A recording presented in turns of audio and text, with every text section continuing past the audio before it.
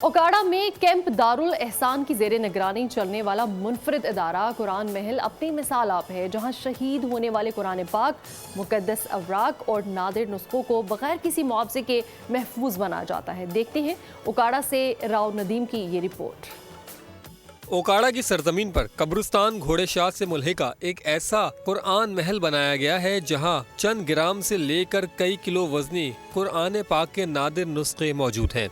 कुरान महल में सदियों पुराने मुख्तलिफ ज़बानों में लिखे जाने वाले कुरान पाक मौजूद हैं। कुरान महल में शहीद होने वाले कुरान पाक और औराक को महफूज बनाया जाता है, जिनकी बिला मुआवजा बाइंडिंग के बाद कुरान पाक को दोबारा पढ़ने के लिए मुकम्मल किया जाता है। एक कुरानी महल ओकाड़ा दे विच तामीर किया गया है, सिर्फ इसे मकसद वास्ते ताकि लोग कुरान पाक जिहड़े शहीद ने, औराक शहीद ने, वो इधर उधर ना सुटन, ना ही पानी 'ਚ बहान, इत्थे सन पहुँचा देन और असीं इन्हां नूं सही तरीके दे नाल इनू सही जगह पे पहुँचाता जाए। मैं 10 साल से तकरीबन इसकी खिदमत कर रहा हूँ फी सबीलिल्लाह, और ये कुरान पाक जो आते हैं हमारे पास, ये हम उनको महफूज करते हैं जिल्द नई साजी के साथ। गुज़िश्ता 10 सालों से बगैर किसी मुआवजे के सब्सक्राइब करें और बेल दबाएं ताकि कोई खबर रह न जाए।